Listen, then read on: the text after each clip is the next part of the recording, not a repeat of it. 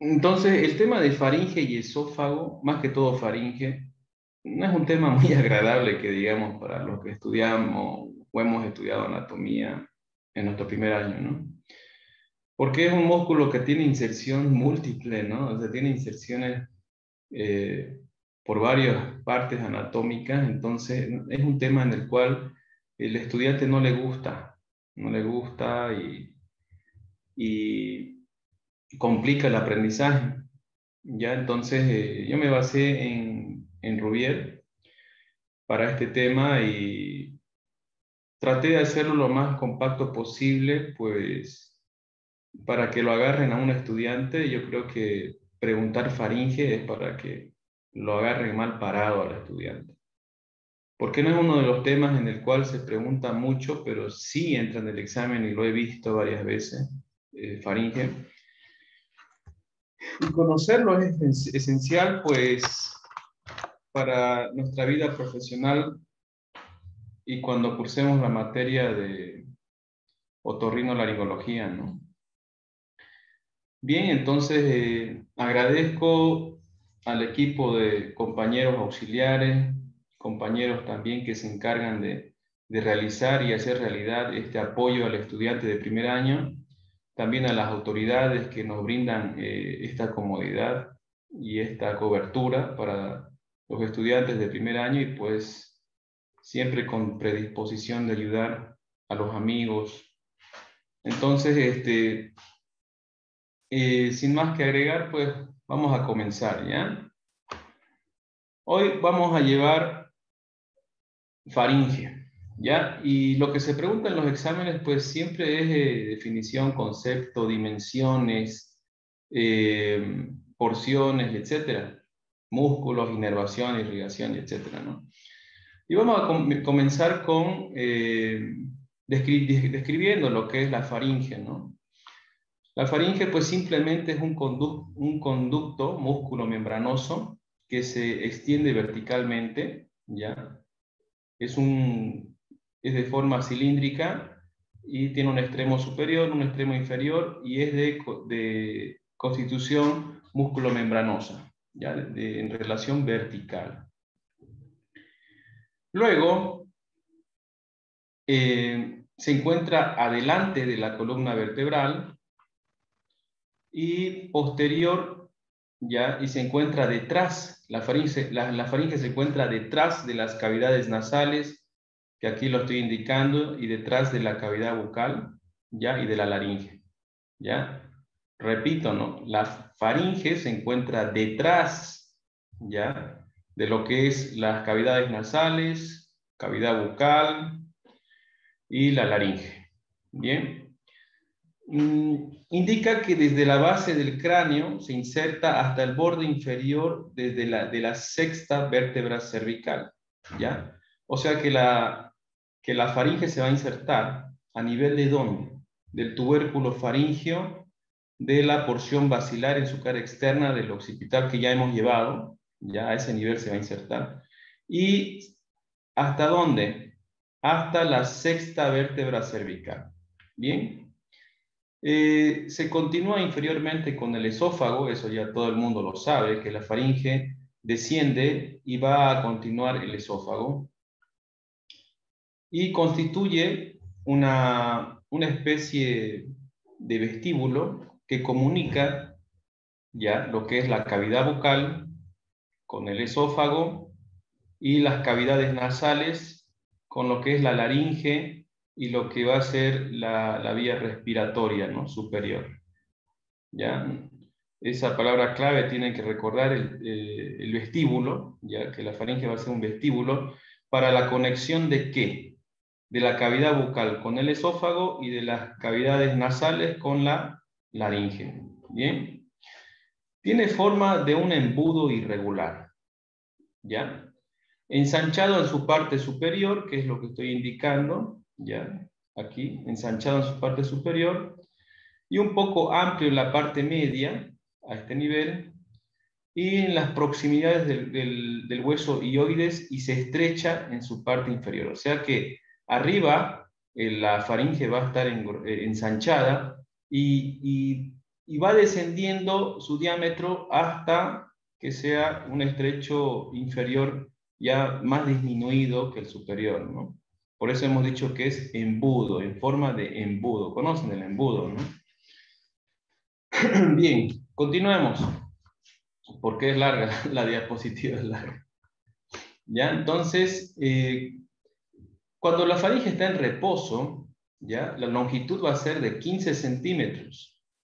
De dimensiones también se pregunta en el examen, ¿ya? Las dimensiones, que es lo que estoy indicando ahorita.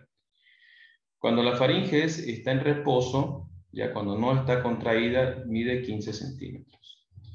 Cuando se contrae, su extremo inferior se eleva, o sea que se va a cortar. Cuando se contrae la faringe, se va a cortar en su dimensión longitudinal.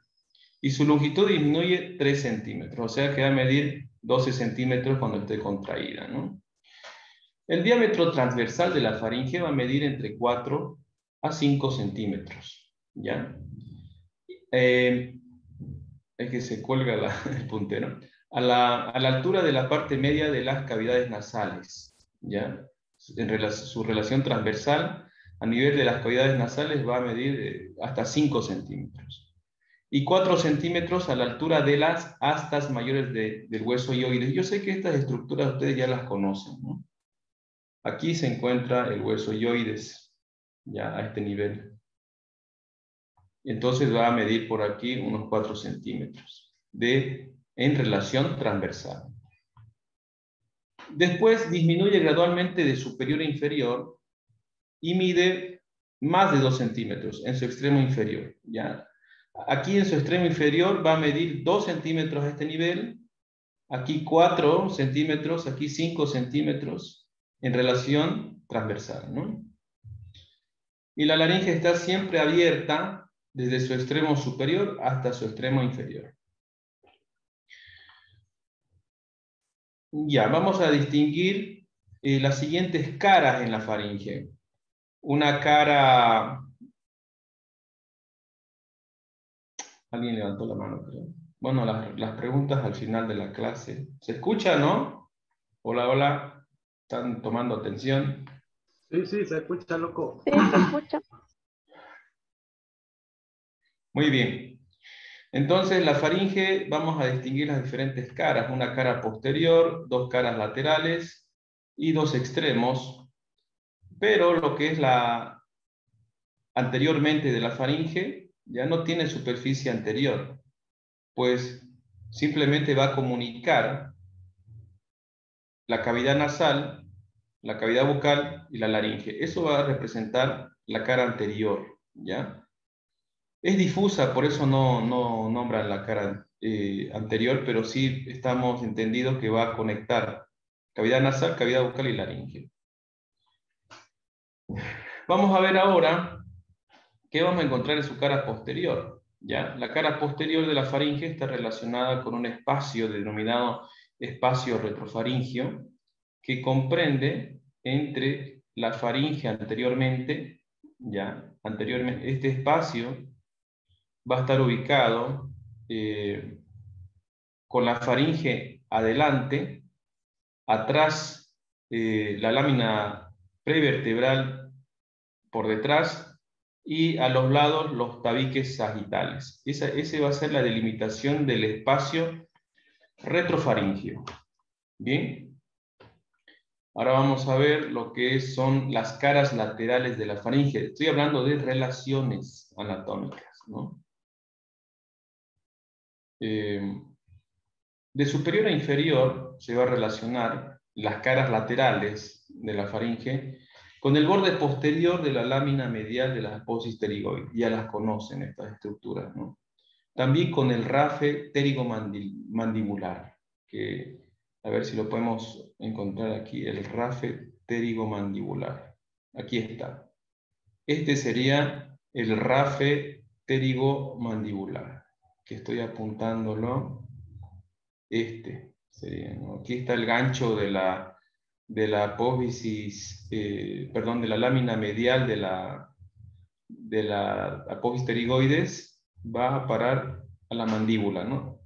Es un RAFE de tejido conjuntivo, ¿ya? De tejido conjuntivo, fibroso, ¿ya? Por eso se lo denomina RAFE, ¿ya? Entonces, le vamos a llamar RAFE pterigomandibular, que va a estar relacionado con la cara lateral de la faringe. Luego, con el extremo posterior de la línea miloioidea, ¿ya? Con el extremo posterior de la línea miloidea, con la cara lateral de la raíz de la lengua, con las astas mayores del ioides, aquí están las astas mayores del ioides,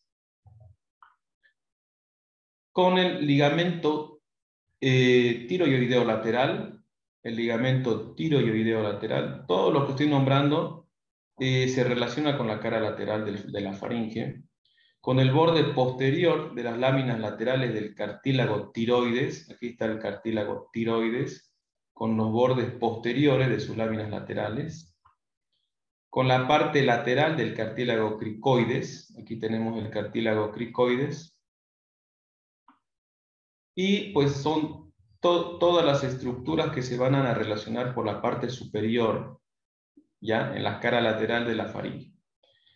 Entonces, desde el punto de vista de sus relaciones, cabe distinguir que en las paredes laterales de la faringe hay dos partes, una superior o cefálica y otra inferior o cervical, separados entre sí por un plano horizontal, ya tangente al borde inferior de la mandíbula. Entonces nos indica que va a haber hablando de la cara lateral de la faringe, va a haber una porción superior cefálica y otra inferior cervical.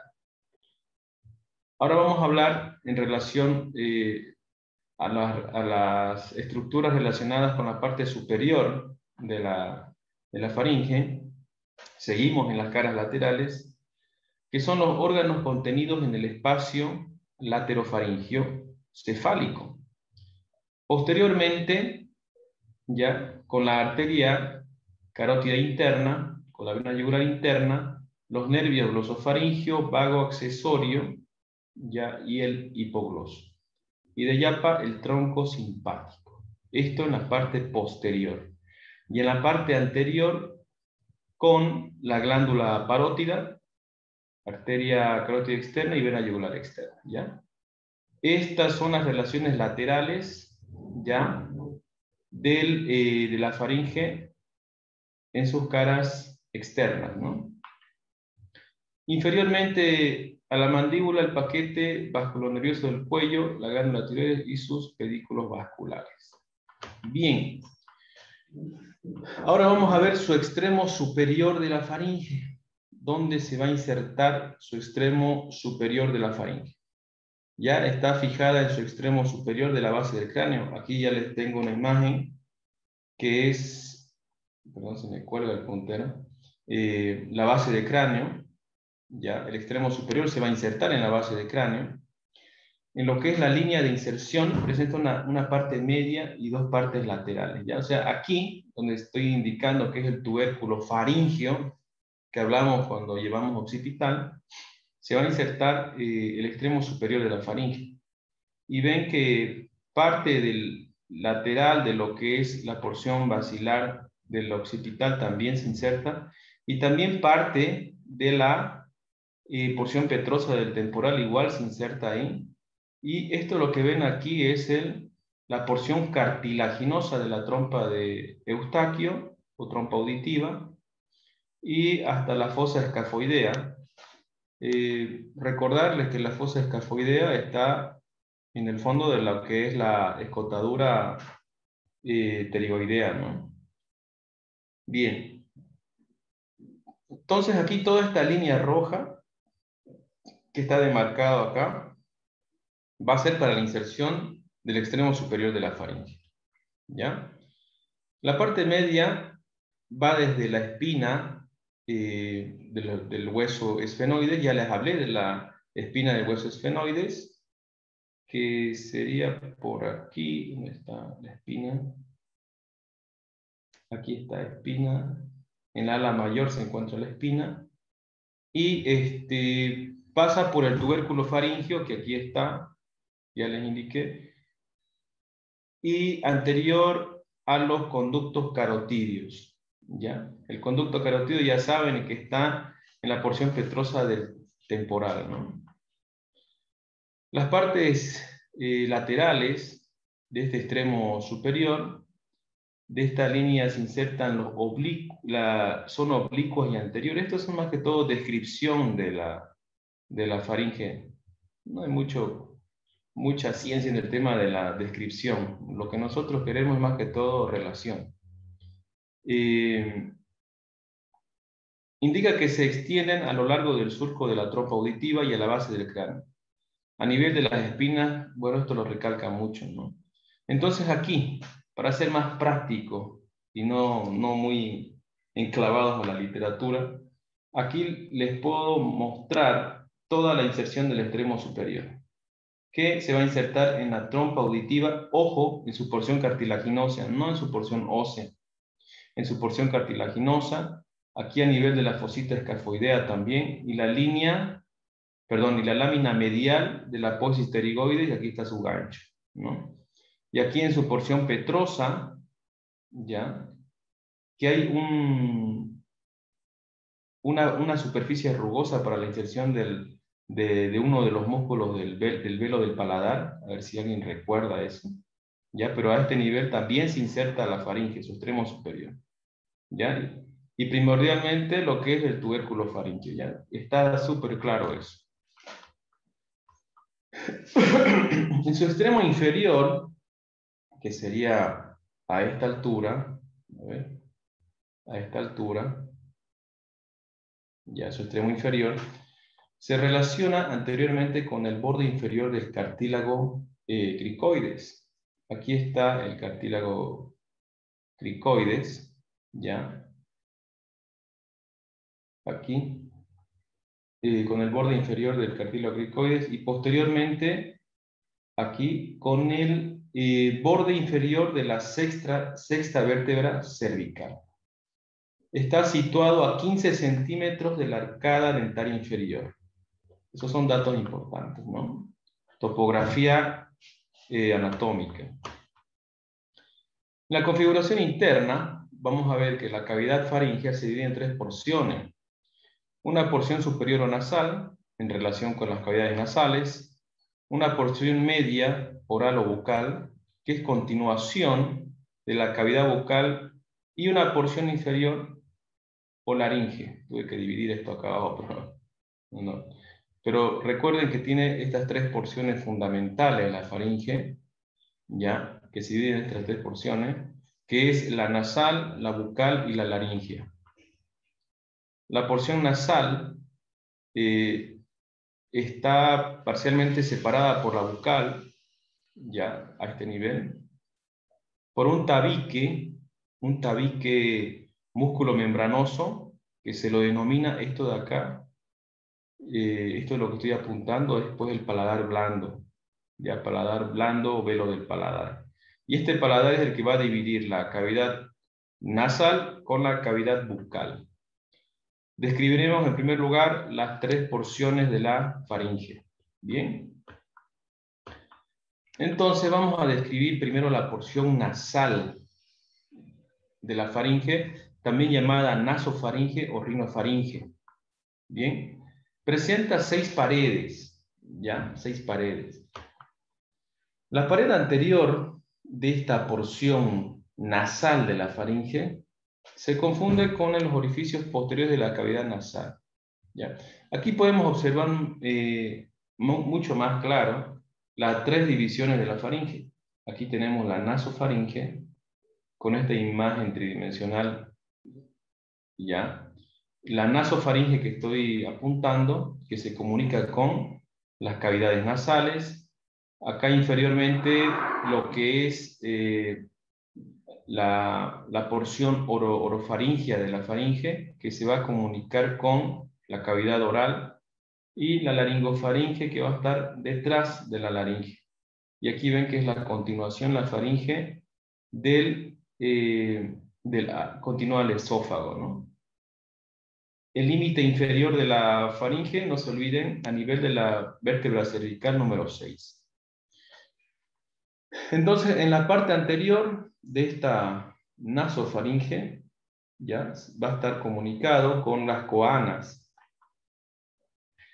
Su pared superior, que estoy señalando, y su pared posterior, ¿ya? La pared superior, inclinada inferior y posteriormente, está detallando lo que es su descripción, su forma. La pared posterior, casi vertical, que la estoy mostrando, se continúa con otra. Estas dos paredes se relacionan con la porción basilar del hueso occipital, como les indicaba, y con la membrana atlanto-occipital anterior, ¿no? Y que es un ligamento que va a conectar lo que es el occipital con la primera vértebra cervical, ¿no? En la pared superior presenta una agrupación nodular, y esto es importantísimo, esto sí que es esencial, ¿no? Nos está indicando que aquí, en la cavidad, en la porción nasofaringea, en su pared superior, ¿ya? Va a presentar unas agrupaciones de nodulillos linfáticos que van a ser parte del anillo de Waldeyer. Pregunta de otorrinolaringología siempre, ¿ya? Acá en la nasofaringe se va a alojar lo que son las tonsilas faringeas, o llamadas también amígdalas faringeas, que es un grupo de amígdalas que van a formar, como les dije, el anillo de Waldeyer. Y estas amígdalas faringeas, que se van a ubicar en el techo o pared superior de esta nasofaringe, va a medir entre 3 centímetros de longitud. Ya puede prolongarse inferiormente a toda la altura de la pared posterior. Ya dice que en la pared, en el techo, en la pared superior, puede prolongarse también en su pared posterior. Estas amígdalas faríngeas. El surco medio, que es el más marcado, presenta frecuentemente un extremo inferior y una depresión profunda llamada receso medio. ¿Ya? Receso medio. Describe que aquí hay un receso, o sea, como una fosa para la tonsila faríngea, para que se aloje la tonsila faríngea. Bien. En el fondo del receso abre a veces un divertículo tubular llamada bolsa faríngea. Estas estructuras vamos a encontrar dentro de esta porción nasofaríngea. Bien, a ver, creo que se cuelga. Vamos a continuar con la otra porción. Bueno, seguimos con la nasofaringe, paredes laterales. En las paredes laterales vamos a observar orificios, y esto sí que es importantísimo. Voy a poner que en las paredes laterales de esta nasofaringe vamos a encontrar un orificio, bueno, que son dos, porque hay uno del lado derecho y uno del lado izquierdo. Orificios de la trompa de Eustaquio o trompa auditiva, ya en las caras laterales, donde estoy señalando del lado izquierdo y del lado derecho, vamos a encontrar los orificios de la trompa de Eustaquio o trompa auditiva. Y es de forma triangular este orificio y algo saliente. Ahora vamos a ver si pillamos una imagen por ahí para que mostremos nuestro orificio. La mucosa que rodea el orificio faríngeo de la trompa auditiva presenta, ojo, ya hablamos de las amígdalas faríngeas. Ahora vamos a hablar de las amígdalas tubáricas, que se encuentran alrededor de este orificio, ¿ya? Alrededor de este orificio de la trompa auditiva, y alrededor de ese orificio se van a ubicar las amígdalas tubáricas. Ya vamos dos, amígdalas faríngeas y amígdalas tubáricas. En el borde posterior de este orificio de la trompa auditiva se encuentra una depresión profunda, lisa areolar, denominada receso faríngeo. Esta excavación presenta dos lados, una posterior formando la pared posterior de la nasofaringe y otra anterior que constituye la pared posteromedial saliente de la trompa auditiva fibrocartilaginosa. El receso faríngeo que hemos hablado acá se extiende superiormente hasta la parte superior del orificio de la trompa auditiva, donde se denomina fosita supratubárica. ese reparo anatómico igual lo tienen que conocer, que se continúa inferiormente con el canal que ocupa el ángulo lateral correspondiente a la faringe. Con tal que recuerden que en esta cara se encuentra una fosita supratubárica, que recuerden que hay un orificio para la trompa auditiva y un receso faríngeo suficiente. En su pared inferior, ya que estoy señalando, ya es incompleto, inmóvil y está formado por el velo del paladar, que vamos a ver más adelante el velo del paladar. Bien, ahora vamos a ver la otra porción de la segunda porción de esta faringe, que sería la orofaringe que estoy señalando aquí. Limitada superiormente, arriba se va a encontrar el velo del paladar, ¿ya? E inferiormente del plano horizontal trazado por el cuerpo del hueso hioides, ¿ya? Comunica anteriormente con, ¿ya? Indica que anteriormente, en la pared anterior de esta orofaringe, va a comunicar con la cavidad bucal mediante esto llamado istmo de las fauces. Bien, istmo de las fauces. En la parte posterior de esta orofaringe, ya, va a relacionarse con el arco anterior del atlas, la primera vértebra cervical, y el cuerpo de la segunda vértebra cervical, que es el axis. Y también con la tercera cervical. La superficie posterior presenta una serie de relieves formados por numerosos nódulos linfáticos cerrados. Las paredes laterales de esta orofaringe está ocupada anteriormente por los pilares, ¿ya? Pilares del velo del paladar, que vamos a ver más adelante. Y por las tonsilas palatinas. Ahí tenemos otras amígdalas. Dijimos faringea, amígdala tubárica, y ahora tenemos las amígdalas palatinas. Posteriormente a los arcos palatofaringeos. Las paredes laterales están relacionadas a dos canales que ocupan los ángulos laterales de la faringe. Anteriormente de esta orofaringe, esta porción faríngea se abre la cavidad bucal y relaciona a la porción faríngea al dorso de la lengua, ¿ya? La pared anterior, como les dije, se va a comunicar con la cavidad bucal mediante el istmo de las fauces y también con el dorso de la lengua. Bien. Veamos ahora la porción laríngea o tercera porción, la tercera porción de la faringe, que es la laringofaringe, ¿ya? Que indica que anteriormente, obviamente que adelante, en relación anterior o adelante, obviamente que esta porción de la faringe se va a relacionar con la laringe. Y también con la epiglotis, que es la entrada de la laringe, la epiglotis, y la eminencia formada por los cartílagos aritenoides, cricoides y los músculos que recubren, ¿no? Entonces, resumimos que la porción laringofaringe anteriormente se va a relacionar con la entrada de la laringe, la epiglotis, la eminencia de los cartílagos aritenoides y cricoides.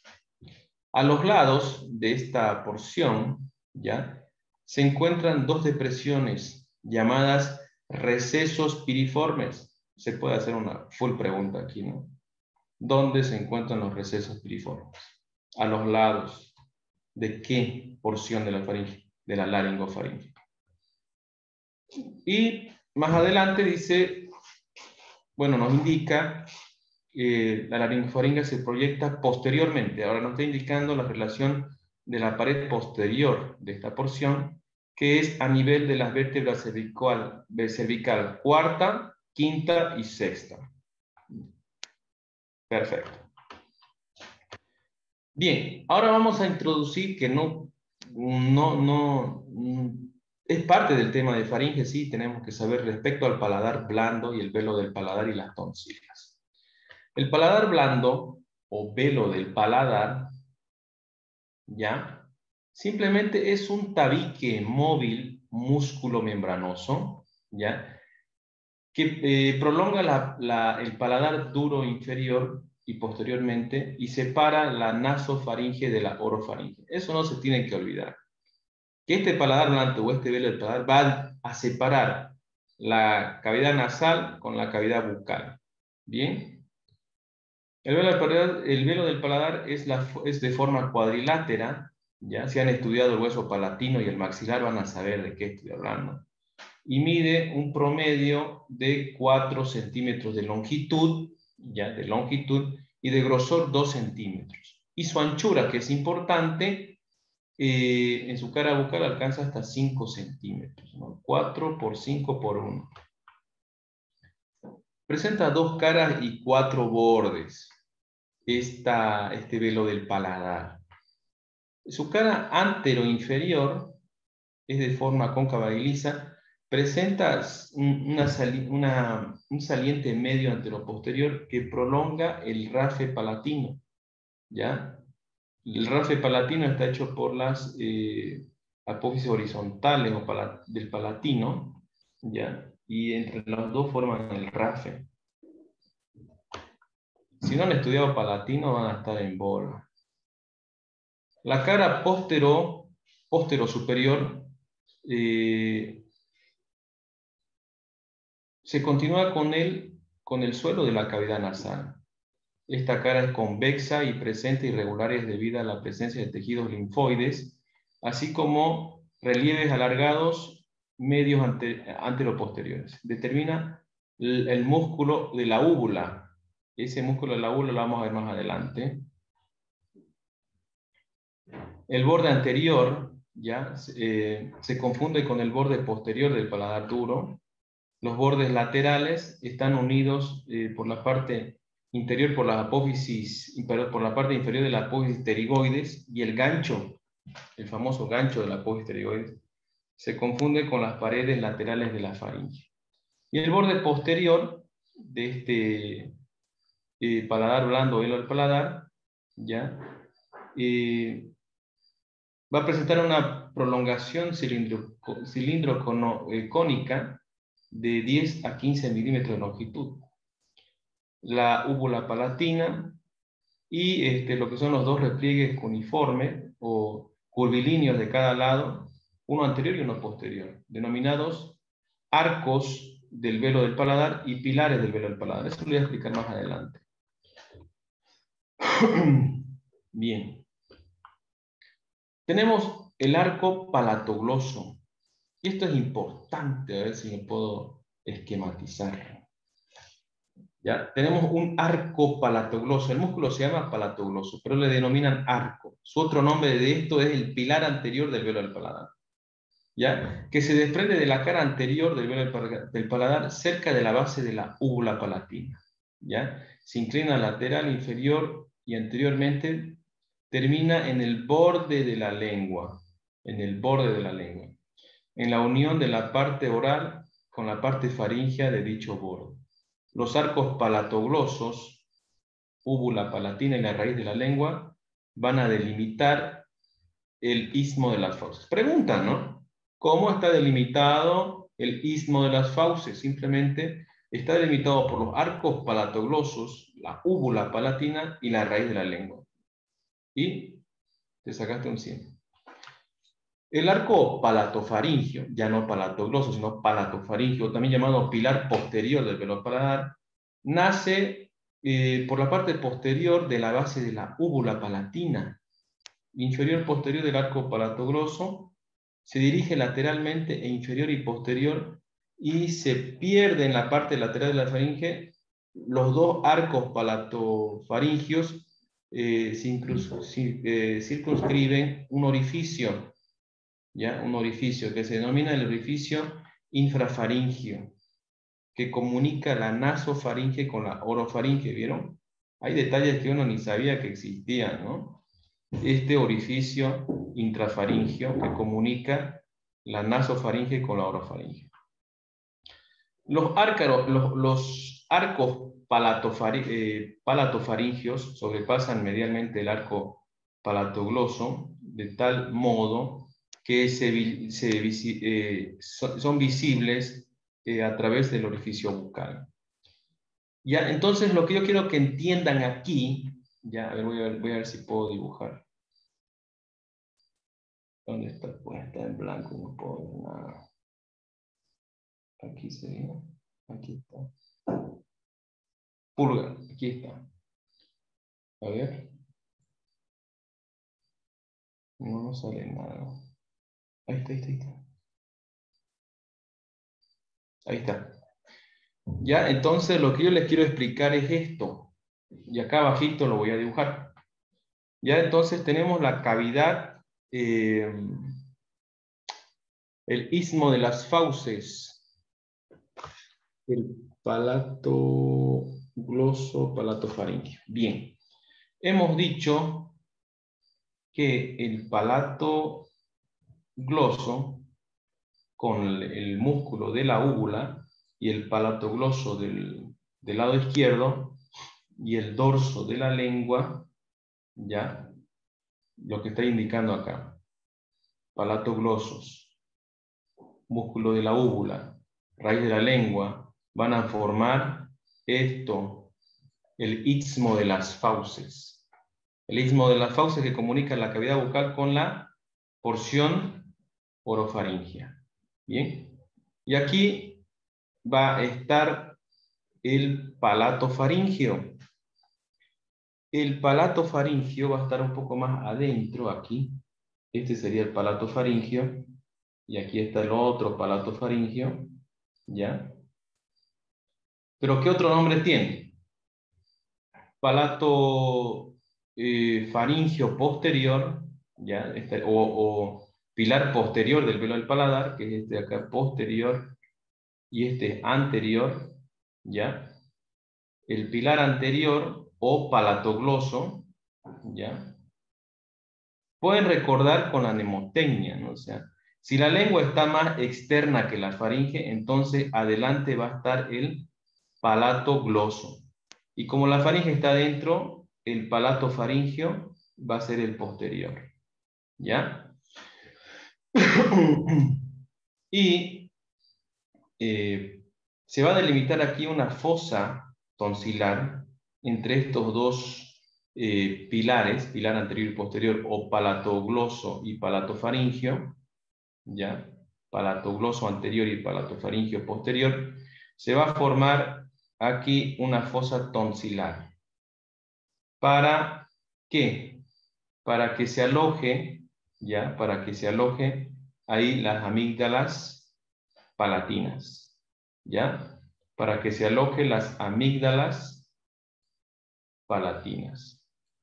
En los niños a veces hay una alteración que cuando se inflama demasiado esta amígdala palatina va a dificultar la ventilación del niño, ¿no? Entonces empiezan a tener respiraciones bucales, ya porque va a obstruir la parte nasal, entonces van a empezar a respirar por la boca.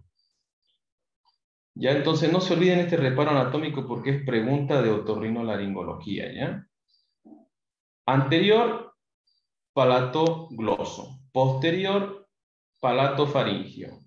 ¿Qué van a delimitar? La fosa tonsilar para que se aloje la glándula palatina. De derecha a izquierda. Mejor no puedo explicar. Vamos a borrar esto. Ya vamos a la siguiente. Bien, continuemos. Fosita tonsilar o seno tonsilar, que es lo que estábamos hablando, es una depresión limitada, ¿ya? Anteriormente por el arco palatogloso, ven que no les miento tanto, anteriormente por el arco palatogloso y el borde, y por el borde de la parte faríngea de la lengua, ven que no les miento tanto. Y en la parte posterior de esta fosita, el arco palatofaríngeo, o sea, lo que les expliqué ahorita, digamos, no sé para qué la diapositiva, digamos. Por un pliegue mucoso faríngeo epiglótico inferiormente, ¿ya? Este pliegue se extiende oblicuamente en el sentido superior y posterior del borde lateral de la epiglotis. Superiormente de esta fosita, ¿ya? Va a estar relacionado por... Una pregunta puede ser de anatomía, ¿no? Delimíteme la fosa tonsilar. Ya están jodidos si no la estudian. Superiormente por el velo del paladar y el origen de los arcos palatoglosos y palatofaringeos. Ese sería su límite superior de esta fosita tonsilar. Inferiormente por el pliegue glosoepiglótico lateral.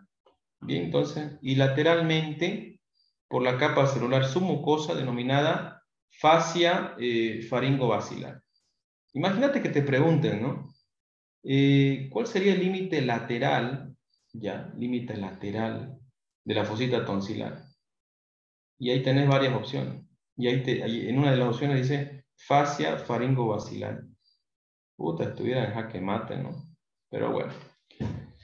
Que reviste profundamente la mucosidad faríngea y la tonsila palatina. La mitad superior de esta fosa está ocupada por la tonsila palatina. ¿Bien? Lo que les he dicho. O amígdala palatina. Ahora vamos a ver de lo que se aloja en esa fosita tonsilar, ¿no? Que es la amígdala palatina, que es voluminosa de masa de nodulillos linfáticos cerrados de forma de una almendra. Ya es alargada de superior hacia inferior y aplanada de lateral a media. Mide esta amígdala palatina 2 centímetros de alto, 15 milímetros de ancho y 1 centímetro de grosor.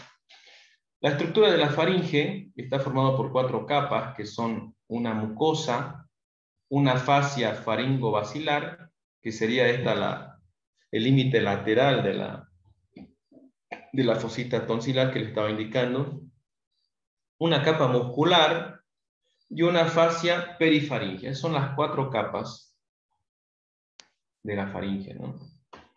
Anatómicamente hablando.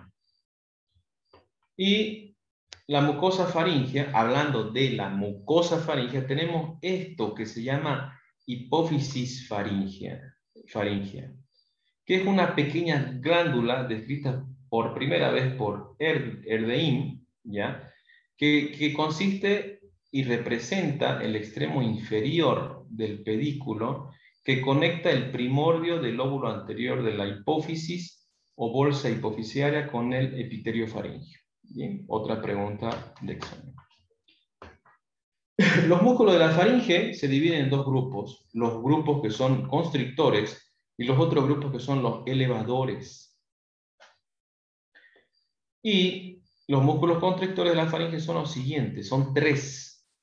Son músculos constrictor superior, medio e inferior. Ahí están los 3. Los 3 músculos se imbrincan, que serían, se superponen entre sí, ¿ya? El músculo constrictor inferior recubre parcialmente al medio, y el medio recubre parcialmente al superior. Eso es lo que les trato de explicar, ¿no?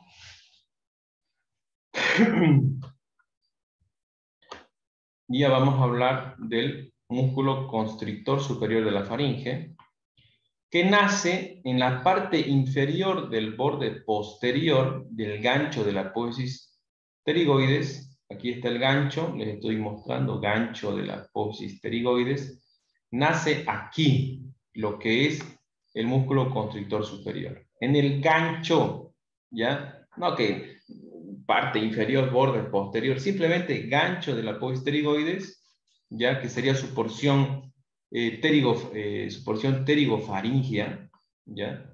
Luego se va a dirigir a lo que es el rafe pterigomandibular, que los estoy mostrando acá. Es importante, ven que la unión de un músculo con otro músculo van a formar un rafe. Ven acá de color blanco, es que se me cuelga el puntero, perdón. Entre un músculo y el otro se unen, forman un rafe de tejido conjuntivo que va a permitir que estén unidos y bien conectados. Y a esto se llama rafe pterigomandibular, que va a continuar con el músculo bushinador, ¿ya?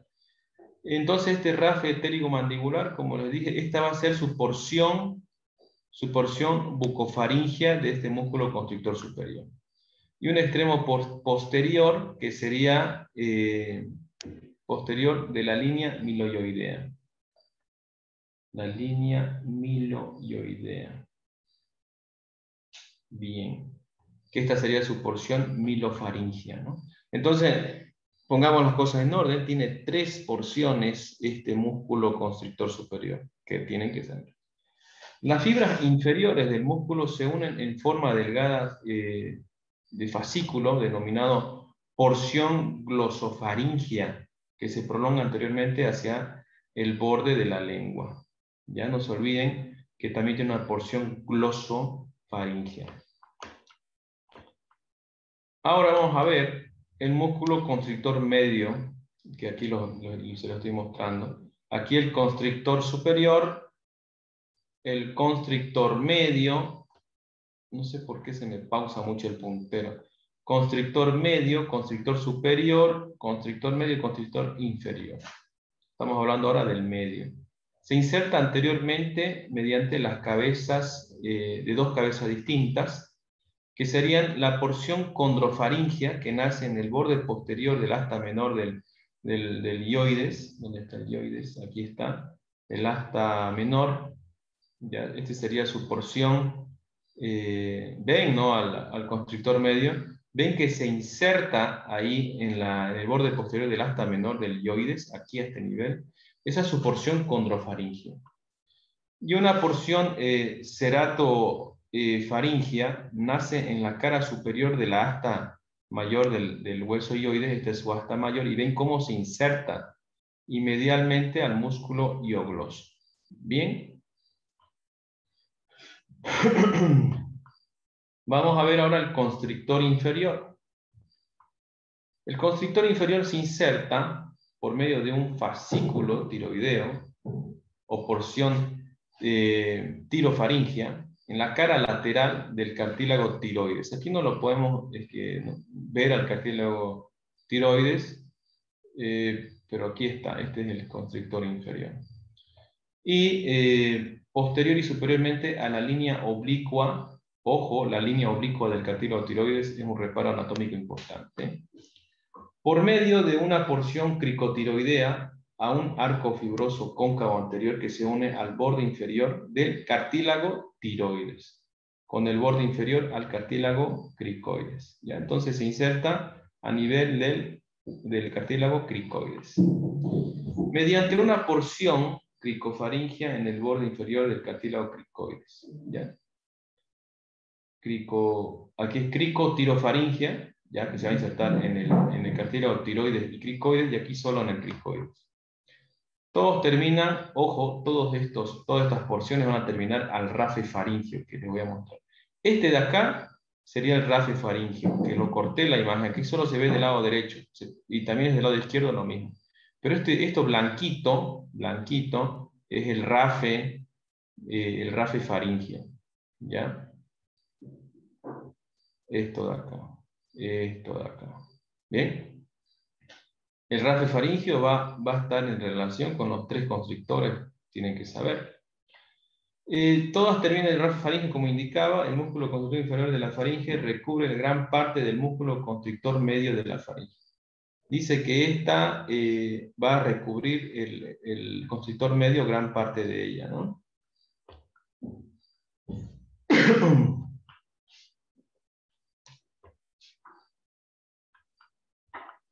Ahora vamos a ver al músculo amígdalo-gloso, ¿ya?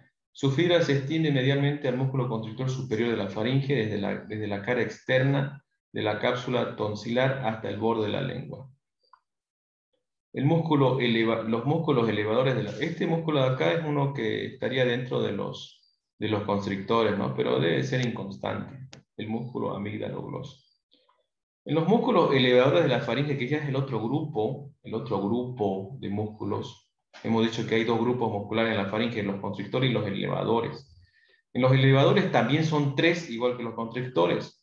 Serían el músculo palatofaringio, el músculo estilofaringio y el músculo petrofaringio. Bien. Este petrofaringio también era antes llamado Estos términos son de Rubier. Antes era llamado el salpingo faríngeo, ¿ya? Ahora veamos el músculo estilofaríngeo y cómo lo dice. ¿Quién no conoce a la apófisis estiloide, ¿no? El ramillete de Riolan. De ahí sale el estilofaríngeo, de la apófisis estiloides. Entonces, este músculo estilofaríngeo, se me cuelga, el puntero debe ser mi internet, ¿no? Inserta superiormente del lado medial de la base, se inserta en la apófisis estiloide, punto. ¿Ya? Desciende, esa es su dirección, deja una fibra que terminan en la cápsula tonsilar, ya que lo van a llamar fascículos tonsilares, pasa medialmente, o sea, hay aquí una relación con otro músculo, dice que pasa medialmente al músculo constrictor medio, que aquí está el músculo estilofaríngeo, y aquí dice que pasa medialmente en relación con el constrictor medio, ¿no? Y se nota. Divide en varios haces, un haz faríngeo, ya, este músculo se divide en haces musculares, que es el haz faríngeo, estamos hablando de inserción, que se pierde en la fascia faringobacilar de la orofaringe, y los fascículos tonsilares son dependencia de este haz, ya, el haz faríngeo. El haz epiglótico, que se dirige al borde lateral y a la cara anterior de la epiglotis, elevando el repliegue mucoso denominado pliegue faríngeo epiglótico.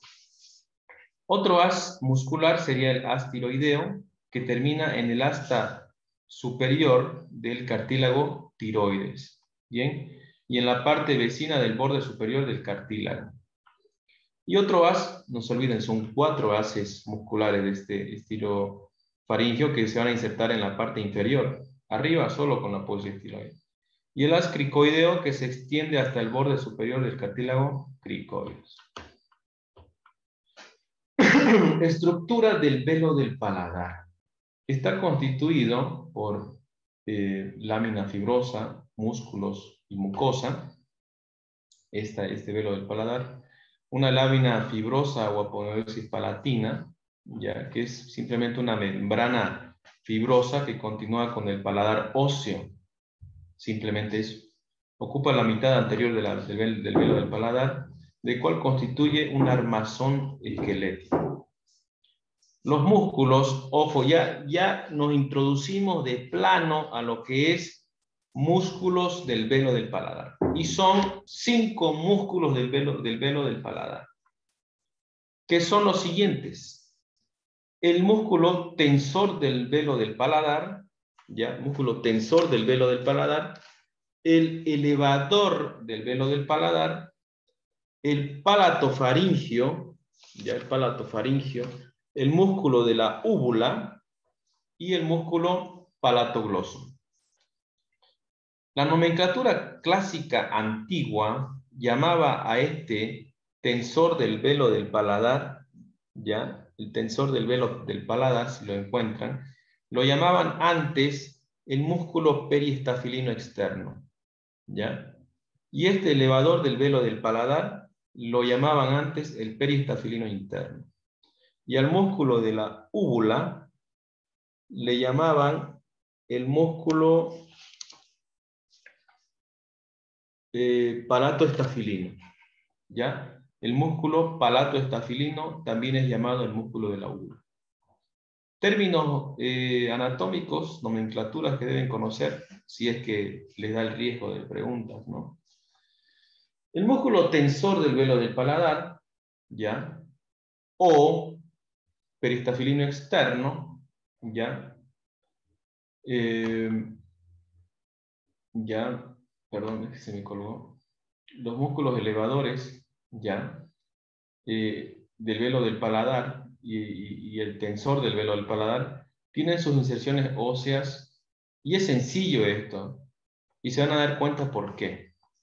Ya, dice que el primero, que es el elevador del velo del paladar, que sería el periestafilino interno, ya, se inserta lateralmente.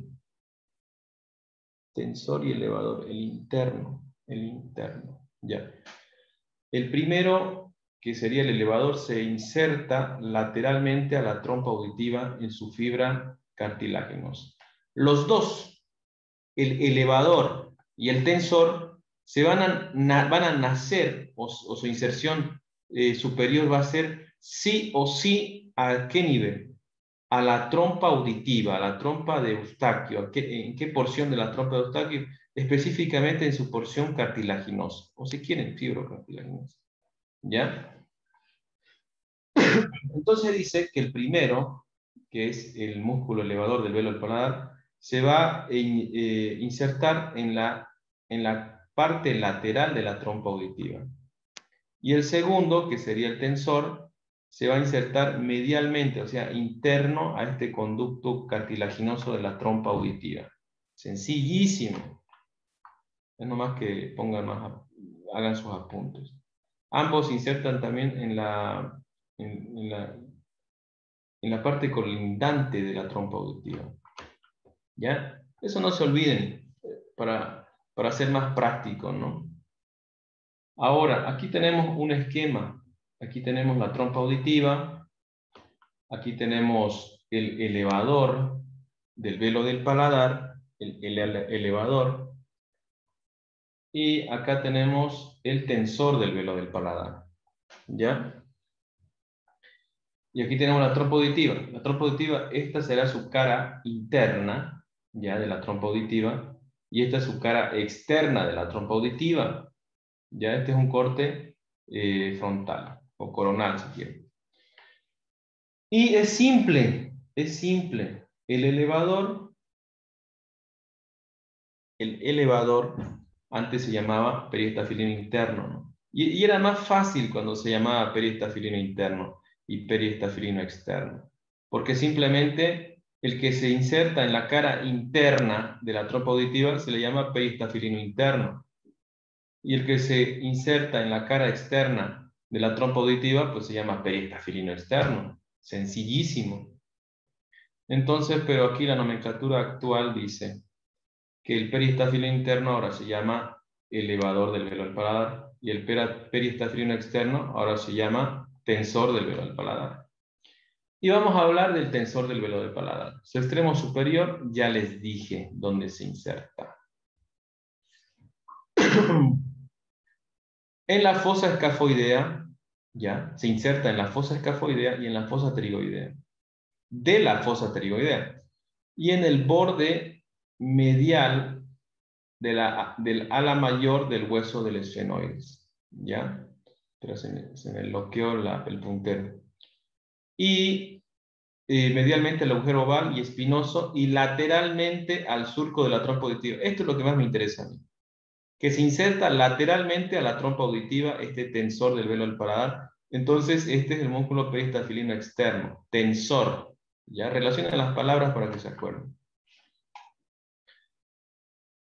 Ahora, en su tercio posterior, la porción fibrosa de la trompa auditiva y en la parte correspondiente del gancho, ¿ya? También se inserta en el gancho anterolateral del cartílago. Sus fibras musculares descienden y convergen hacia el gancho de la apófisis pterigoides. Este gancho ya lo conocen, aquí está. Aquí está el gancho de la apófisis pterigoides. Lateralmente a la lámina medial de esta apófisis y de la trompa auditiva y la porción pterigofaringea del músculo constrictor superior también se inserta ahí. Ahora vamos a hablar de su extremo inferior, ¿ya? En su extremo inferior de la apófisis pterigoides, las fibras se continúan por medio de un tendón que se refleja en ángulo recto hacia el gancho de la apófisis pterigoides. O sea que termina esta inserción en el gancho de la apófisis pterigoides. Simplemente. Y aquí en palabras más sencillas, si nos podemos decir ya una vez, resumámoslo, el músculo tensor del velo del paladar o periestafilino externo. Ya, ¿dónde se inserta? Listo. Cara lateral de la trompa auditiva hasta el gancho de la apófisis pterigoides y no tanto quilombo que este, ¿no? Músculo elevador del velo del paladar o periestafilino interno, entonces nace en la cara inferior de la porción petrosa del hueso temporal, ya nace. Esta sería la porción petrosa del temporal, ya. Esta sería la trompa auditiva. Y medialmente al canal de la trompa auditiva, lo que le estaba diciendo yo. Si este es el elevador, es el peristafelino interno, entonces se va a insertar en la cara interna de la trompa auditiva. ¿Ya? Se colgó. En el extremo anterior de la porción ósea de la trompa auditiva también, en la porción ósea y cartilaginosa. En el extremo posterior del borde inferior de la cartílago, esto nos dice que se inserta en el cartílago y en la porción ósea de la trompa auditiva. El músculo se dirige inferiormente, ya. El músculo se dirige inferiormente y en el sentido inferior al suelo del fibroso de la trompa auditiva hasta la oreja, donde determina el rodete del elevador, contribuyendo a formar el rafe medio del velo del paladar. Bien, aquí a este nivel. Aquí sería su inserción terminal o distal de este músculo elevador del velo del paladar. Ahora vamos a hablar del músculo palatofaringio. Ya el músculo palatofaringio, que es uno de los músculos elevadores de la faringe. Se inserta superiormente por medio de 3 cabezas principales y 2 accesorias. El haz principal o palatino, ya, nace en la cara superior de la aponeurosis palatina, inferiormente al músculo elevador del velo del paladar. El haz pterigoideo se inserta en el borde inferior del gancho, este gancho ya todos lo conocen, de la apófisis pterigoides, y un haz tubárico que nace en el extremo del borde inferior del cartílago de la trompa auditiva. Bien, estos 3 haces son importantes que lo conozcan. Sus fibras anteriores tiroideas, que se confunden mayor o menor medida con los músculos estirofaringio, se fijan en la parte lateral del borde superior y el borde posterior del cartílago tiroides. Sus fibras anteriores o tiroideas.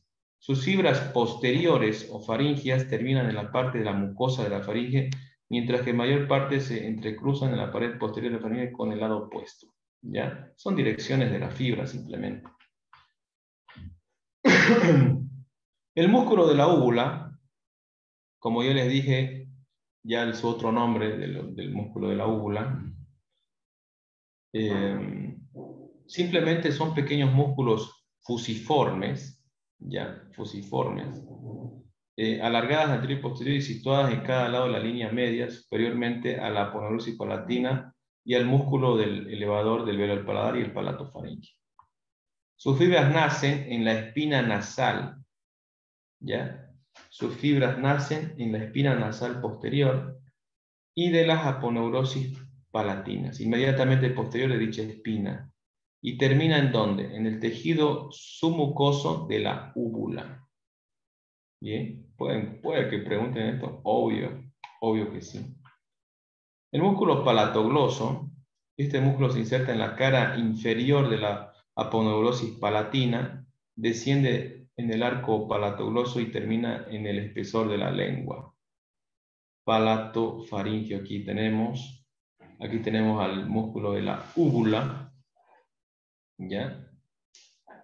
Aquí exactamente es que el puntero se cuelga, aquí está el músculo de la úvula, aquí está el palatofaringio, y el palatofaringio también a este nivel.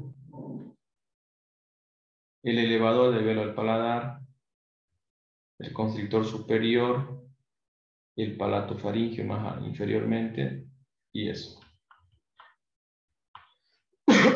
Irrigación. Irrigación de la faringe.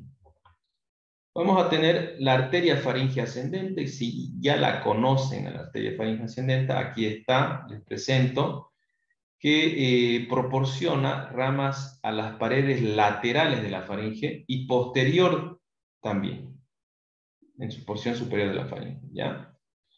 O sea que van a irrigar esta arteria faringe ascendente, que es rama colateral de la carótida externa, ya saben, esta faringe ascendente, ya arteria faringe ascendente, va a ir a parar ¿a dónde? Va a ir a parar a las paredes laterales de la faringe y su pared posterior también. Y su porción superior también. Las arterias palatinas ascendentes, a ver si está aquí ilustrada, aquí está, arteria palatina ascendente, que son ramas de la arteria facial. No se pueden olvidar eso. De la arteria facial. Aquí está la arteria facial. Ya aquí está. Y cómo da ramas a las arterias palatinas ascendentes. Que suministra sangre oxigenada a la región tonsilar.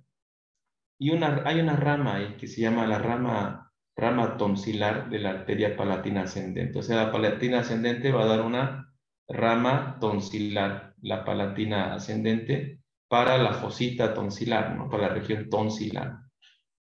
Termina después de la parte lateral del velo del paladar y la parte lateral de la faringe. ¿Bien? La faringe también es irrigada por la arteria palatina descendente.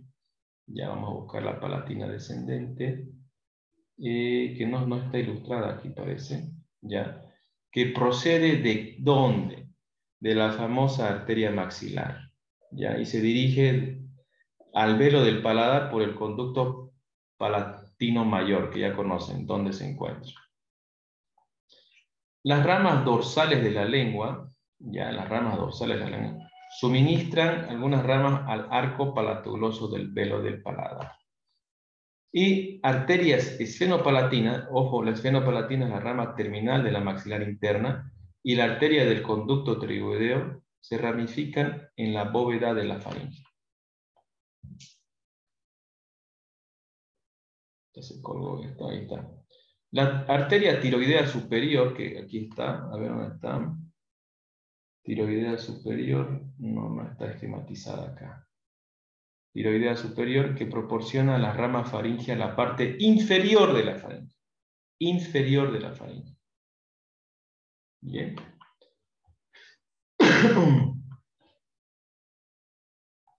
Las venas, el drenaje venoso de la faringe. Las venas forman dos plexos, que es un plexo submucoso y un plexo perifaringio. Las venas del plexo submucoso, ya de la cara dorsal del velo del paladar, drenan. O sea que la cara dorsal del velo del paladar va a drenar a las venas de la cavidad nasal por medio de los plexos pterigoideos. Las venas del plexo submucoso de la cara inferior ahora del velo del paladar se vierten a las venas de la raíz de la lengua. Y el plexo mucoso de las paredes laterales y posteriores de la faringe drenan al plexo faringeo. Y el plexo faringeo es una red venosa con amplia malla y la sangre que éstas contiene discurre en los troncos colectores laterales hacia, ¿hasta qué queríamos llegar? Las venas yugulares internas. Aquí está la vena yugular interna, ¿ya?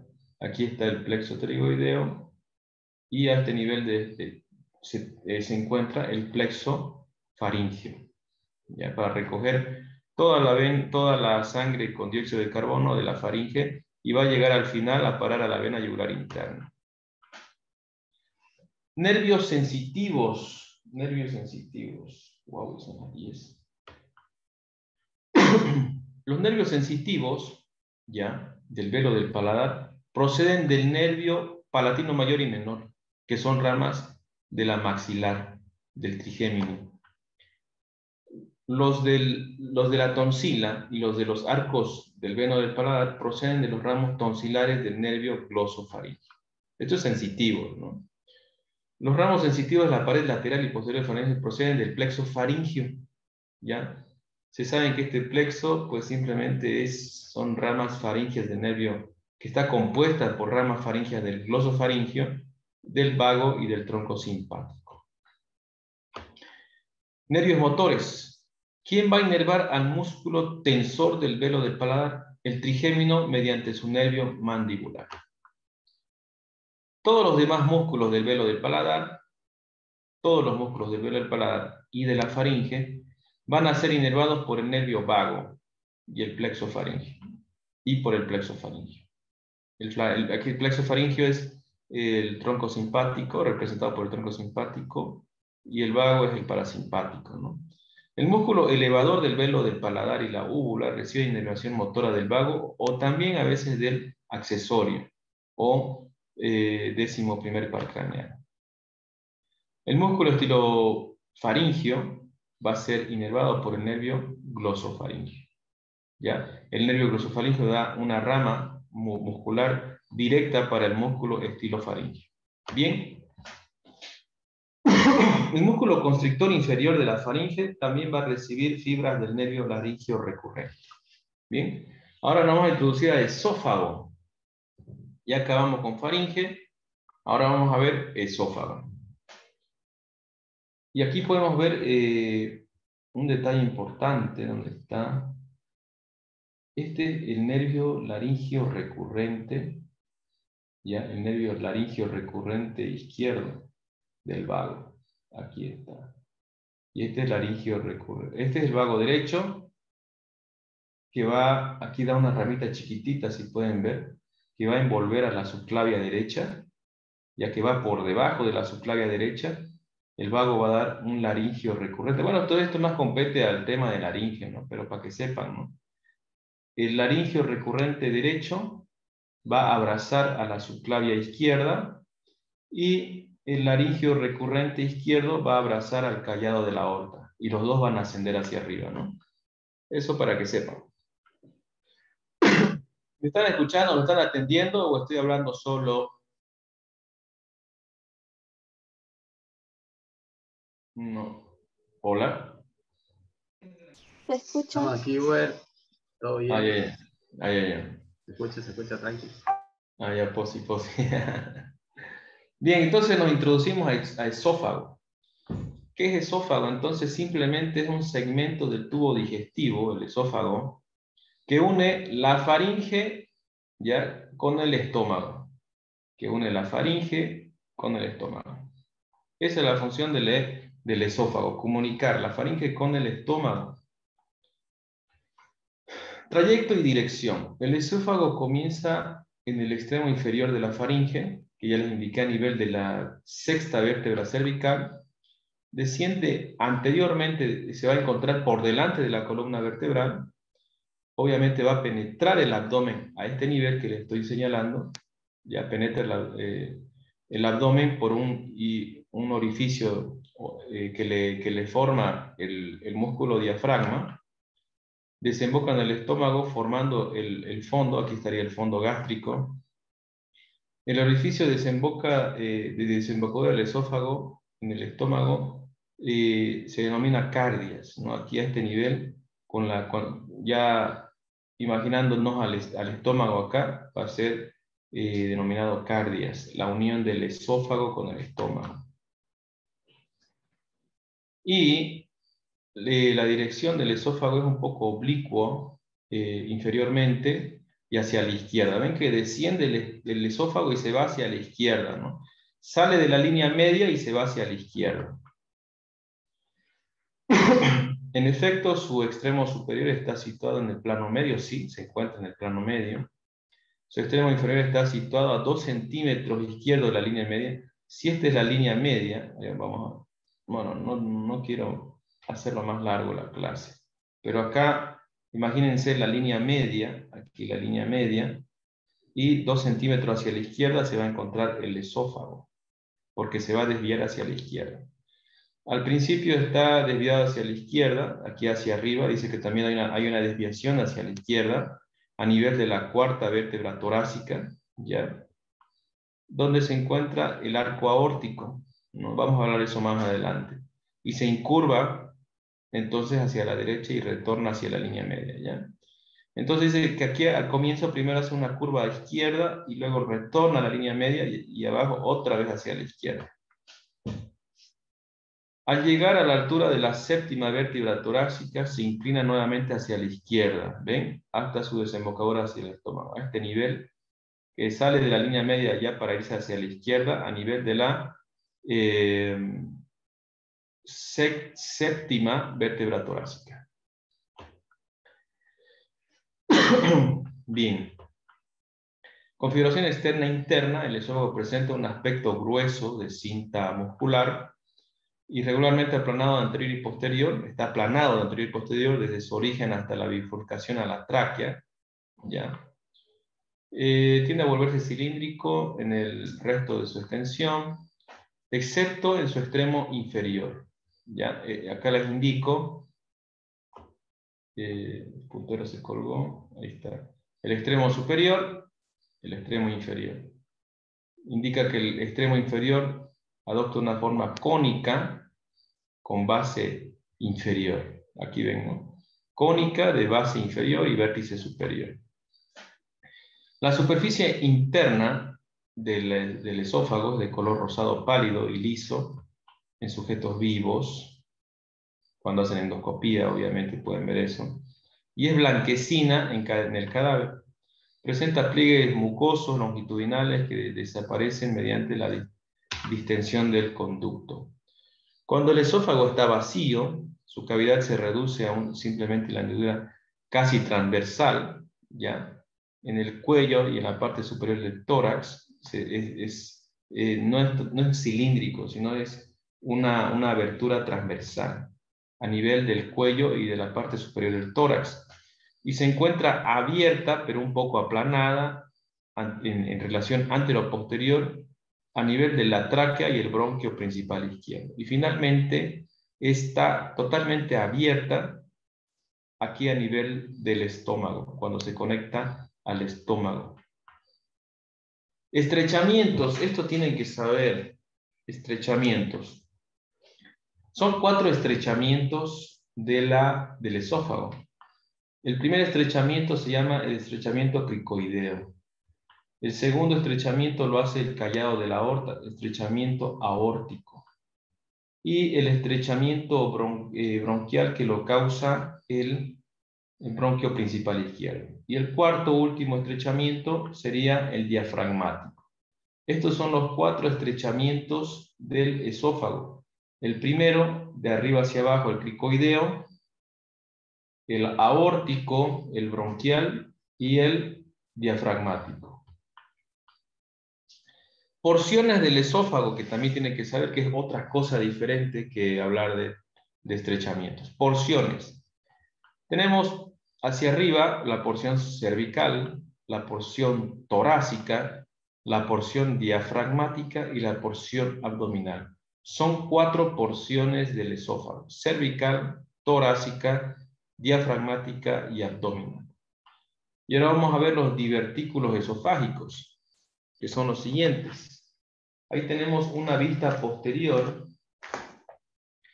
del esófago. Esto de aquí sería faringe. Esto sería el músculo constrictor inferior de la faringe. Esto sería los bordes posteriores de la glándula tiroides, ¿ya? Y vamos a delimitar estructuras anatómicas a este nivel. Esto de aquí va a ser el músculo cricofaringio. El músculo cricofaringio, que es parte del músculo de la laringe, que lo van a ver en su tiempo. Entonces a este nivel va a estar el músculo cricofaringio reforzando la pared posterior del esófago, en su extremo superior. Y aquí vamos a encontrar un triángulo o espacio, a este nivel, ahí está, entre el músculo cricofaringio y el músculo constrictor inferior de la faringe. Y forman un triángulo, un espacio que se llama el triángulo de Killian, ¿ya? Y abajo también, limitado por los músculos longitudinales del esófago y el músculo cricofaringio. Se va a llamar este triángulo el triángulo de Leimer, o espacio de Leimer. ¿Ya? Entonces, estos triángulos o espacios son superficies anatómicas que no tienen refuerzo, que son algo débiles. Entonces, por aquí se va a producir protrusiones de contenido interno hacia externo que se llaman divertículos. Ya, divertículos son protrusiones.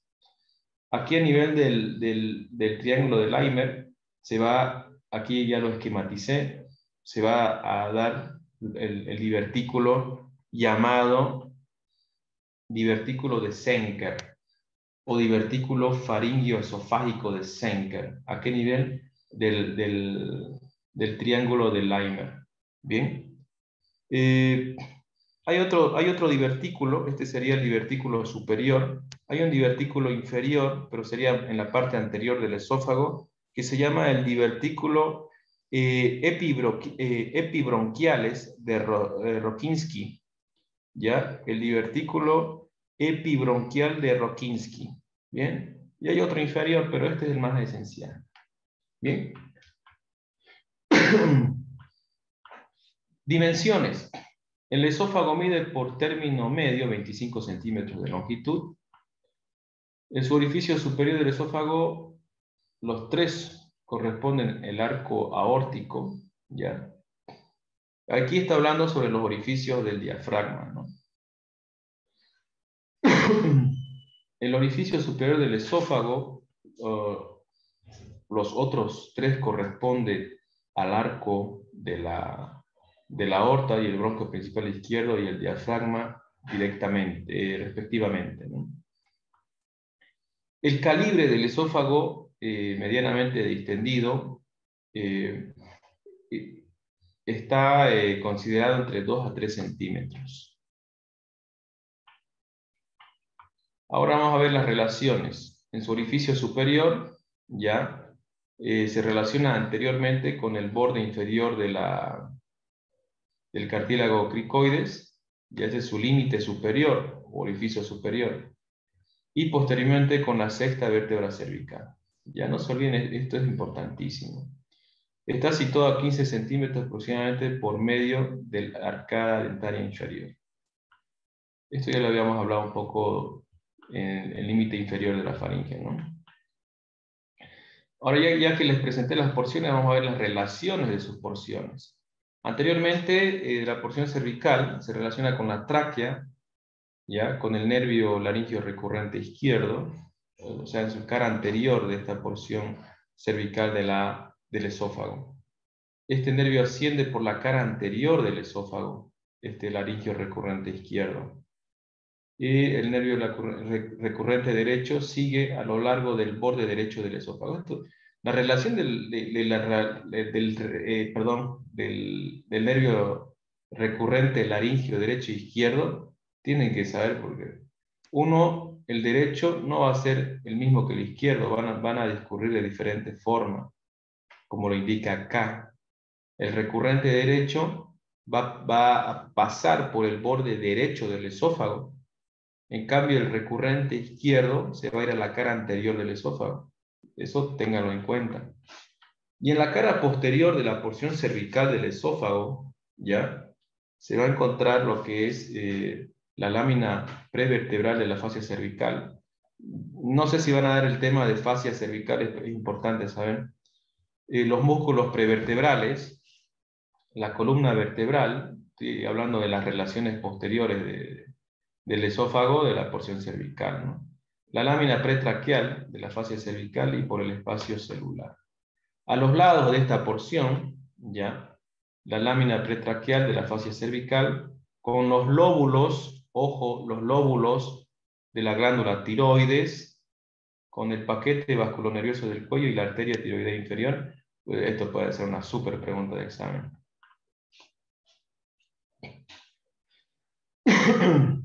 Se colgó esto, ¿verdad? La porción torácica, la segunda porción del esófago. Ocupa el tórax primero, ojo. El esófago va a estar en el mediastino superior, ya, más arriba, y más abajito de esta porción torácica se va a encontrar en el mediastino posterior, ya, o sea que el esófago se encuentra en el mediastino superior y después en el mediastino posterior. Repasen mediastino. Anteriormente de esta porción ya se va a relacionar con la tráquea, bridas elásticas, músculos lisos, traqueosofágicos, con la bifurcación de la tráquea. Aquí lo podemos observar claramente, la bifurcación de la tráquea. El origen del bronquio izquierdo, aquí está, el bronquio izquierdo principal, y Perdón, se colgó. Hola, hola, ahí está. ¿Ya? Y con los nódulos linfáticos traqueobronquiales en la parte inferior. Con las ramas bronquiales de la aorta torácica descendente, ya, arterias o ramas bronquiales. Las arterias pulmonar derecha, que se cruza transversalmente por la cara del esófago, también se relaciona en esta cara, en esta porción torácica, con el pericardio y seno oblicuo del pericardio, con la capa célula adiposa llena en el espacio portal. Todas estas estructuras están relacionadas con la cara anterior de esta porción torácica del esófago. Y aquí está la mnemotecnia de Michael Jackson. ¿En qué consiste esta mnemotecnia de Michael Jackson? Consiste en la relación de los nervios vagos con el esófago. ¿Qué nervio vago derecho, izquierdo, dónde va, cómo va? Eso nos va a ayudar nuestro estimado Michael Jackson.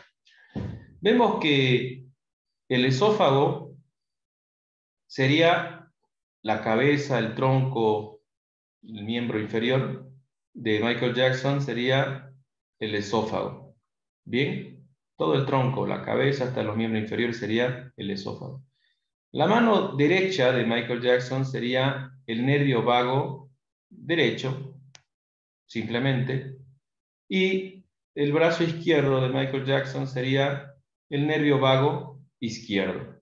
Y ven que nos está indicando nuestro querido cantante del pop, que en paz descanse, que su brazo izquierdo se está yendo hacia la parte anterior y su brazo derecho se va a la parte posterior.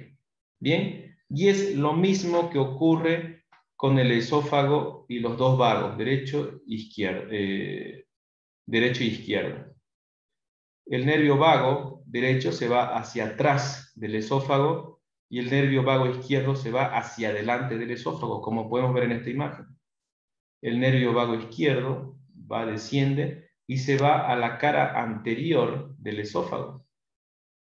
En cambio, el nervio vago derecho directamente se fue hacia la cara posterior del esófago, como pueden ver en la imagen, ¿no? Hacia la cara posterior.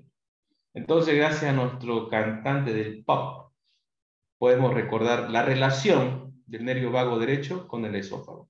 El derecho se va hacia atrás y el izquierdo se va hacia adelante. Posteriormente, ya aparte del nervio vago derecho, se va a relacionar con la columna vertebral, ya a nivel de la cuarta vértebra torácica, la lámina pretraqueal de la fascia cervical, acompañada de la cuarta vértebra torácica, con el espacio retrovisceral, ya con la lámina prevertebral de la fascia cervical y en los músculos prevertebrales. A partir de la cuarta vértebra torácica, el esófago se aleja de la columna vertebral y se relaciona ¿con quiénes? Con la aorta torácica descendente, con la vena acigus, con el conducto torácico, con los recesos pleurales vértebro-mediastínicos, derecho e izquierdos, así como el ligamento interpleural, y se extiende posteriormente el esófago entre ambos recesos. Y por último, pues con las venas acigus accesorias. Y también, posteriormente, con las arterias intercostales posteriores derechas. Bien, esta es la relación posterior de la porción torácica del tórax, del esófago. A los lados se relacionan diferente derecha e izquierda. A la derecha del esófago se cruza a la altura de la cuarta vértebra torácica el arco de la vena acigus. Aquí tenemos el sistema de vena acigus, que obviamente se va a relacionar con la porción torácica del esófago. Se encuentra en relación con la pleura y con el pulmón derecho. Aquí va a estar el pulmón derecho. El nervio vago derecho, esto ya lo expliqué. Superiormente a este se separa la pleura, o sea, va a estar relacionado con los pleura y los pulmones derechos, izquierdos. Más que todo con el derecho. La porción diafragmática y la cuarta porción del esófago tercera porción del esófago, está unido a la pared del hiato esofágico, el cual atraviesa por medio de fibras musculares, que se dirigen desde el diafragma hasta la pared del esófago y sobre todo por medio de una membrana anular conjuntiva. El nervio vago se sitúa sobre el esófago derecho. Esta ya les expliqué, es la de Michael Jackson.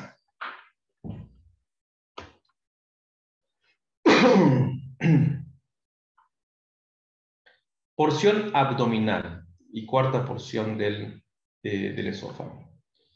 El segmento abdominal, que sería esta parte de aquí, va a medir 2 centímetros simplemente. En su cara anterior se va a relacionar con el peritoneo y con la cara visceral del hígado, sobre la cual marca la impresión esofágica en el hígado. Las ramas del nervio vago izquierdo, en su cara anterior, como les dije, la de Michael Jackson. En la cara posterior se va a apoyar sobre el pilar izquierdo, ojo, pilar izquierdo del músculo diafragma y interposición de los peritoneos. El esófago abdominal se relaciona con pulmón izquierdo, segmento de la columna vertebral. ¿A qué nivel? Al nivel de la torácica décima y decimoprimera torácica, vértebra torácica.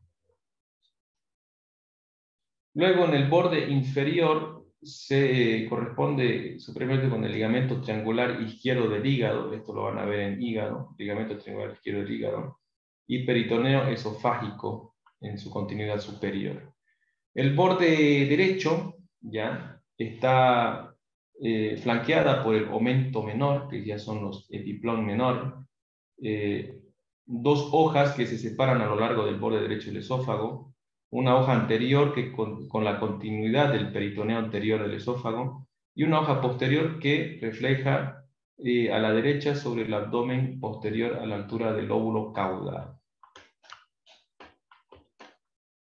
El hiato esofágico, que lo forma aquí, el diafragma va a formar el hiato esofágico. Este es el hiato esofágico. Aquí vemos cómo el esófago abdominal se introduce a la cavidad abdominal. ¿Qué pasó? Ya, extiende de hecho un conducto esofágico diafragmático que comprende las dos porciones últimas del esófago. El esófago abdominal está rodeada en su longitud por una vaina fibrosa subperitoneal, ya. Anteriormente prediafragmática y posteriormente a inserción superior del esófago e inferiormente del cardias. Esto es simplemente delimitar y relacionar este pinche hiato esofágico que lo produce el diafragma, nada más que eso. Arterias que van a irrigar nuestro esófago. Las arterias esofágicas superiores que proceden de la arteria tiroidea inferior, ya, de la arteria tiroidea inferior, que es rama de la subclavia, si alguien recuerda. Las ramas bronquiales de la aorta torácica descendentes, ya, suministran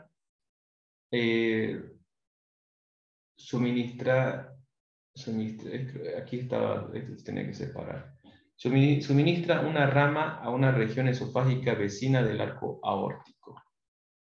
¿Ya? Las arterias esofágicas medias, que nacen directamente de la aorta descendente. Las arterias esofágicas inferiores, que suministran por las arterias frénicas inferiores, por las arterias gástricas izquierdas. Bien. O sea que esta arteria esofágica inferior es dada por las frénicas inferiores y por la gástrica izquierda. Y los últimos 2 o 3 centímetros del esófago torácico y la porción diafragmática de la zona están poco vascularizadas. Y acá hay algo clínico. Este dato reviste interés en el estudio de la etiología de las úlceras pépticas por esta disminución de la vascularización a este nivel, ¿no? El frecuente fracaso de la anastomosis gastroesofágica. Entonces, en resumen, el esófago está irrigado por las esofágicas superiores, medias e inferiores, que ya ahí ustedes tienen que conocer sus ramas de dónde proceden, ¿no? Las venas y drenaje anastomosadas entre sí en la submucosa y la superficie del esófago establecen una importante anastomosis portocava. El drenaje superior del esófago es dada por la vena cava superior por medio de las venas tiroideas inferiores, ácigos y pericardiofrénicas, ¿ya? Esto dice que la porción superior del esófago, ¿ya? va a ser recogida por las venas tiroideas inferiores, por las venas ácigos, por las venas pericardiofrénicas, y estas tres van a desembocar en la vena cava superior. E inferiormente, en la porción inferior del esófago, va a ser drenada por las venas gástricas izquierdas. Y esta vena gástrica izquierda va a desembocar en la vena porta. A todo esto se llama sistema portocava. Nervios. El nervio que va a inervar al esófago va a ser procedente del tronco simpático y del nervio vago. Y los plexos, por medio de los plexos esofágicos. Al fin terminamos estos temas que son muy amplios, la verdad. Toda la información pues acá de Rubier. Espero que les ayude y sirva. Aquí les dejo mi canal nuevamente. Voy a procurar mejorar la diapositiva y el video para subirlo. Y bueno, te invito a que te suscribas. Aquí mi guía, si quieres adquirirla, ahí está mi número. Y eso, con esto culmino la disertación de hoy. Espero que les haya servido, pues les he entregado lo que más pude, la información más vasta que puedo entregarle de este tema, ¿no? Voy a dejar de compartir. Listo. Toñazo. Dice Uber, justo estaba terminando de estudiar una cosa igual. Nada, agradecerte, ¿no? Una vez más por estar aquí presente, por ayudarnos con una clase más. Chicos, este tema de faringe, la verdad es que es medio aburridito, es complicadito, pero es muy importante, no tanto para su examen, pero sí para lo que van a llevar después, que es otorrino, ¿ya? En otorrino, por ejemplo, estamos justamente avanzando estos temas de faringe, toca el viernes, hay evaluación de eso. Y es bueno que ustedes aprendan sobre todo lo que mencionó Uwe sobre el istmo de las fauces, donde se ubican las amígdalas, ya las amígdalas tubáricas, las palatinas, que es lo primero que hace el doctor cuando eres niño y vas al médico y te dice que abras la boca y se fijan las amígdalas ubicadas en el istmo de las fauces, ¿no? La inflamación de esta sugiere un proceso infeccioso. Entonces es importante manejar bien lo que es faringe en ese aspecto práctico, ¿no? Ahora, de esófago, para los que quieren ser cirujanos, esófago igual es un tema importante por el hecho de que hay muchas cirugías, sobre todo a nivel de cirugía general, de divertículos, como por ejemplo le mencionó el auxiliar, divertículo de Meck, de Senker, de Killian, había otro triángulo de Killian, donde se forma otro divertículo. Cuando hables de hernias esofágicas, cuando hables de enfermedades de reflujo gastroesofágico, complicación de la gastritis, por ejemplo, varices esofágicas, ya todos esos temas lo van a ver en cirugía, por ejemplo, en cuarto año, y otra vez van a ver esófago, y es bueno que ustedes sepan por lo menos las porciones, los estrechamientos y las relaciones que tiene el esófago, porque una enfermedad de reflujo gastroesofágico a veces se confunden con enfermedades cardíacas, ya es simplemente por la relación que tiene en su porción, creo que es la diafragmática o de la porción del estrechamiento aórtico, ¿ya? Entonces esas cosas son importantes para su vida, pues, como futuros médicos, ¿no? Y más bien gracias a Uwe, porque normalmente nosotros los auxiliares faringe no somos de avanzar. Gracias Uwe por semejante clase y espero pues puedan aprovechar, ¿no? esta clasecita, que para eso están, para enseñarles y aportar nuestro granito de arena para su formación. Otra cosa más, gracias Uber, igual porque él nos ayudó con las guías, ya para los premios. que ya lo tenemos, no solamente nos falta uno de embrio, que lo vamos a determinar la siguiente semana, ya lo vamos a entregar todos juntos. Respecto a su certificado, igual los que están presentes, igual esta semana que viene ya estamos queriendo imprimirlo. Nos faltaba el visto bueno de algunas autoridades que nos van a colaborar con su firma y bueno, ya nos dieron el visto bueno, entonces ahora vamos a proceder a imprimirlo. Ya. Uber, vamos a habilitar las preguntas, chicos, si quieren, porfa, levanten la mano si tienen alguna duda y para que comencemos las preguntas, digamos. ¿No? A ver, Wendy puede activar su micrófono. Uber, ¿estás ahí, no? Sí, sí, estoy acá, Toyito. A ver, de nuevo. Ya, puede habilitar su micrófono, Wendy. Buenas noches, disculpe. ¿Cómo dijo que se llamaba la fosa que estaba entre el palatogloso anterior y el palatofaringeo posterior? La fosa tonsilar se llama, para que esté alojada la amígdala palatina. La fosa tonsilar. Sí, la fosa tonsilar. Puede cambiar el nombre según la bibliografía, pero en Rubiera está como la fosa tonsilar. Disculpe, ¿le puedes poner un ratito en la última diapositiva? Es que me faltó tomar un poquito apunte. ¿Y la última diapositiva? Sí, por favor. A ver, me gustan las personas que tienen interés y hay que ayudar. Tonsila y amígdala son lo mismo, por si acaso. Wendy. Ya, gracias. Gracias, Auxi. Ya, no de nada, para servirles.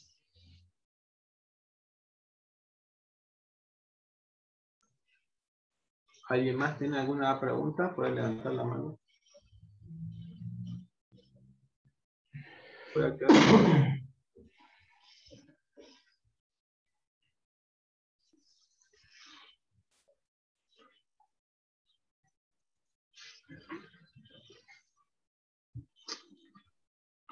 Bueno, mientras se animan a levantar la mano, debería comentarle una cosa, chicos.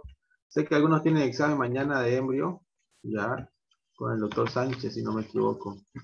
Hemos estado ahí trabajando con los chicos para poder ayudarles y de que termine esta clase vamos a pasarles ahí unas preguntas de examen para que puedan más o menos, no sé, pero para que puedan resolverlas, pues, ¿no? Y así les ayude. Así que después de esto le pasamos el enlace para que puedan ver el drive. Parece que no hay más preguntas. Uber, ¿tienes algo más para decir?